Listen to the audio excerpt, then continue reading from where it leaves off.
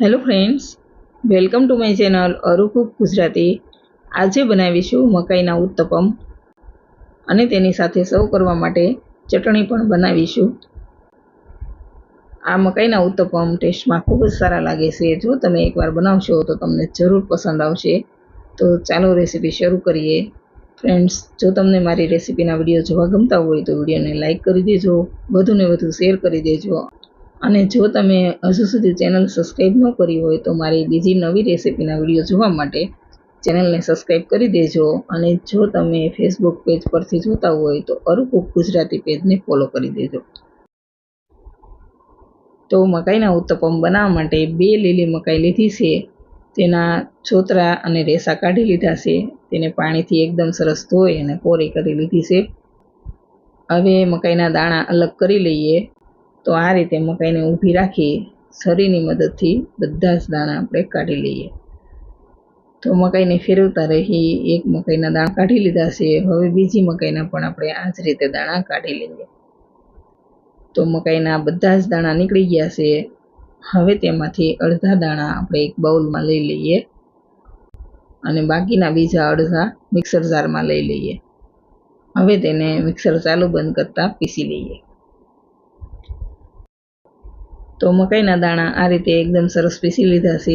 હવે તેને આપણે જે બાઉલમાં મકાઈના આખા દાણા લીધા છે તેમાં લઈ લઈએ. હવે તેમાં એક ઝીણું કટ કરેલું કેપ્સિકમ, 2 મીડિયમ સાઇઝના ઝીણા કટ કરેલા કાંદા, લીલા ધાણા, 1 ચમચી આદુ મરચાં લસણની પેસ્ટ, સ્વાદ પ્રમાણે મીઠું, 1 ચમચી આમચૂર પાવડર, અડધી ચમચી ધાણા જીરું પાવડર અને અડધી ચમચી ચાટ મસાલો નાખી બધું જ સારી રીતે મિક્સ કરી લઈએ. હવે તેમાં અડધી વાટકી રવો નાખીશું અને 2 ચમચી જેટલું મીડિયમ ખાટું દહીં નાખી તેને પણ બરાબર મિક્સ કરી લઈએ. તો હવે બધું એકદમ સરસ મિક્સ થઈ ગયું છે. તો તેને ઢાંકી અને 10 મિનિટ માટે મૂકી દઈએ એટલે રવો એકદમ સરસ ફૂલી જાય. તો બેટર રેસ્ટ કરે ત્યાં સુધીમાં મિક્સર જાર લઈ લઈએ.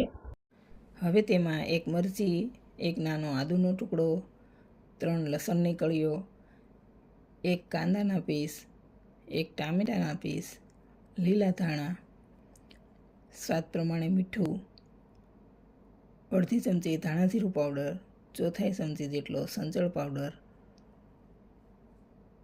અડધી ચમચી જેટલી ખાંડ અને 4 આખા મરી નાખી બિલકુલ પાણી નાખ્યા વગર પીસી લઈએ.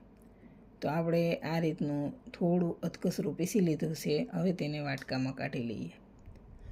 હવે ચટણીમાં વઘાર કરીશું. તો વઘારિયા પેનમાં 1 ચમચી જેટલું તેલ ગરમ કરવા મૂકીશું. તેલ ગરમ થાય એટલે તેમાં 1 ચપટી જેટલી અડદની અને ચણાની બંને દાળ નાખીશું. થોડી આપણે રાઈ નાખીશું અને રાઈ કકડી જાય એટલે તેમાં 1 ચપટી જેટલું આખું જીરું નાખીશું. જીરાનો થોડો કલર ચેન્જ થાય એટલે 3 મીઠા લીમડાના પાન અને 1 ચપટી જેટલી હિંગ નાખી ગેસ બંધ કરી દઈએ. બરાબર મિક્સ કરી અને વઘાર ચટણીમાં રેડી દઈએ. હવે તેને બરાબર મિક્સ કરી લઈએ. જો આપણે આ રીતની મોળી ચટણી રાખવી હોય તો રાખી શકાય, પણ અત્યારે ચટણીને થોડી તીખી બનાવવા માટે અડધી ચમચી કશ્મીરી લાલ મરચું પાવડર નાખી બરાબર મિક્સ કરીશું. હવે ચટણી એકદમ રેડી છે તો તેને થોડી વાર સાઈડમાં મૂકી દઈએ. હવે 10 મિનિટ પછી બેટર જોઈ લઈએ. તો બેટર એકદમ સરસ રેડી છે. એકવાર ચલાવી લઈએ. હવે ઢોસા પેન ગરમ કરવા મૂકીશું. તેમાં 2 ચમચી જેટલું તેલ નાખી આખા પેનમાં ફેલાવી લઈએ. હવે તેમાં આપણે તૈયાર કરેલું બેટર પાથરી નાના નાના ઉત્તપમ તૈયાર કરી લઈએ. તો આ રીતે એકદમ નાના ઉત્તપમ તૈયાર કરી લેવાના. જો વધારે મોટા ઉત્તપમ બનાવીશું તો આપણે તેમાં મકાઈ નાખેલી છે એટલે ફેરવવામાં તૂટી શકે છે. તો આ રીતે ઉત્તપમ રેડી કરી તેને એક સાઈડ થાય એટલે બીજી સાઈડ પલટાવી લઈએ. બંને સાઈડ પલટાવતા રહી તેને સારી રીતે થવા દઈએ. તો હવે તમે જોઈ શકો છો કે ઉત્તપમ રેડી છે.